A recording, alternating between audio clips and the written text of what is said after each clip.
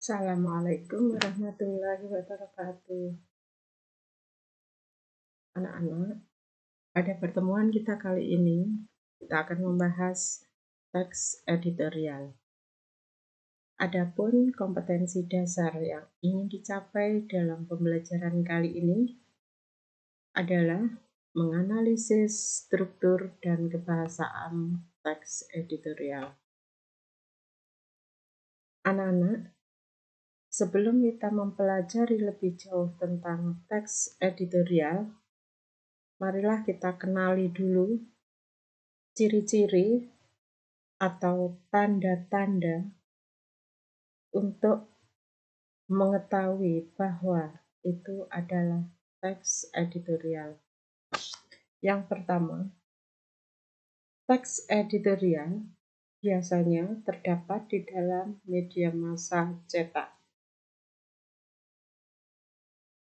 Biasanya ada pada rubrik opini yang setara dengan artikel, surat pembaca, editorial.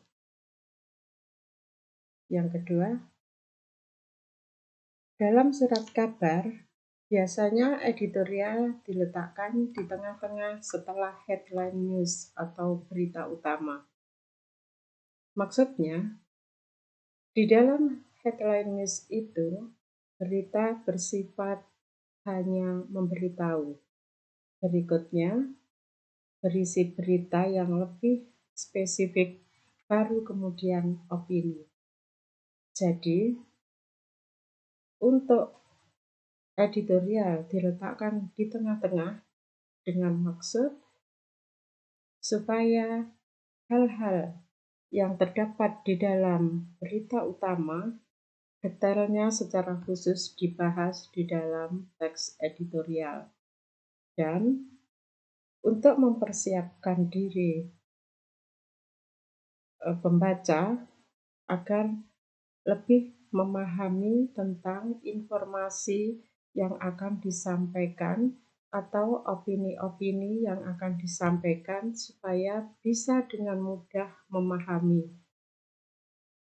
Yang ketiga, permasalahan yang dibahas adalah berita-berita yang aktual atau lagi banyak diperbincangkan oleh khalayak ramai, fenomenal atau luar biasa, dan kontroversial atau yang mendatangkan polemik. Yang keempat, gaya penulisannya hampir sama dengan ragam artikel atau karya tulis lain seperti eksposisi, karena tujuannya adalah untuk mengidentifikasi atau menjelaskan, bahkan mungkin mengevaluasi dengan pengembangan contoh, proses, sebab akibat, klarifikasi, definisi, atau sejenisnya. Yang kedua, setelah Anda mengenali tentang ciri-ciri dari teks editorial, alangkah baiknya anak-anak juga mengetahui struktur teks editorial itu sendiri. Yang pertama, pernyataan pendapat atau yang biasa disebut dengan tesis.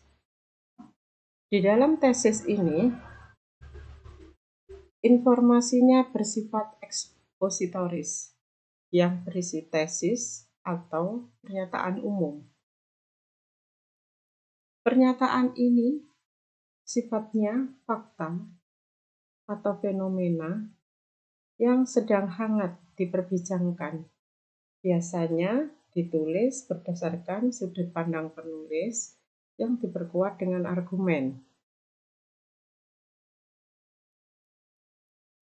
Pendapat itu dilengkapi dengan argumen-argumen supaya pendapat penulis itu bisa menjadi lebih kuat, masuk akal, bisa dipercaya oleh pembaca, Dan bahkan argumentasi itu sendiri merupakan alasan atau bukti untuk memperkuat pernyataan umum. Jadi, di dalam argumentasi itu sendiri bisa bersifat penilaian, kritik, prediksi, atau harapan. Kemudian, yang ketiga, penjelasan ulang atau penegasan ulang. Biasanya di dalam penegasan ulang itu berisi simpulan di dalam teks editorial. Kesimpulan merupakan pendapat akhir dari suatu uraian berupa informasi. Cara mengenali kesimpulan. Tentu saja kita tidak akan bisa menarik kesimpulan kalau kita tidak membaca teks secara keseluruhan. Karena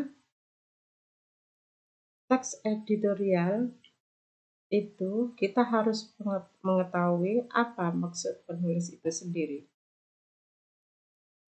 Baru setelah kita mengetahui maksud penulis, kita bisa memahami isinya, kita tarik kalimat utama.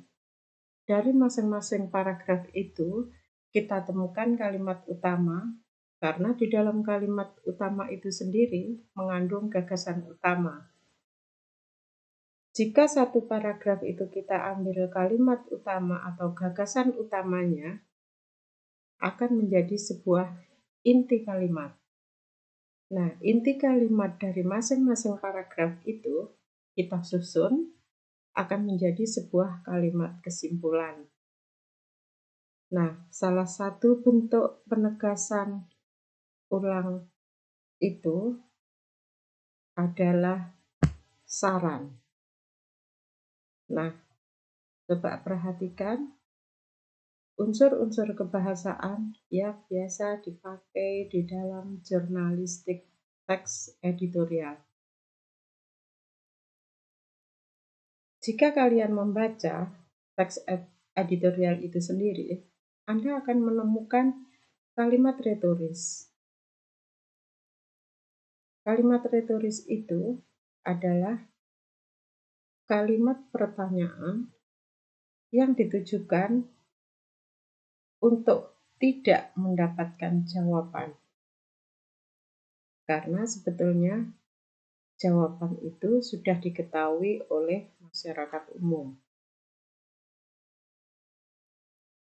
Yang kedua, menggunakan kata populer. Kata populer adalah kata umum yang sering digunakan oleh khalayak sehingga mudah mencernanya. Tentu saja kata-kata populer itu terkait dengan apa atau isu yang lagi dibahas. 3. Menggunakan kata ganti rujukan. Kata ganti rujukan adalah kata penunjuk yang merujuk pada waktu, tempat, peristiwa, atau hal lain yang menjadi ulasan. Yang keempat, banyak menggunakan konjungsi kausalitas atau konjungsi sebab akibat. Dan yang sama dengan sebab akibat, misalnya kata karena, oleh sebab itu, dan sebagainya. Nah, itu saja penjelasan singkat tentang teks editorial. Untuk selanjutnya anak-anak, cobalah cari di media cetak salah satu editorial, kemudian dari teks editorial yang sudah kamu temukan tersebut, cobalah kenali mana yang termasuk tesis atau pernyataan umum. Yang kedua, bagian mana yang menunjukkan argumen. Dan yang ketiga, bagian mana yang menunjukkan penegasan ulang atau kesimpulan. Itu tugas yang pertama. Untuk tugas yang kedua, cobalah Anda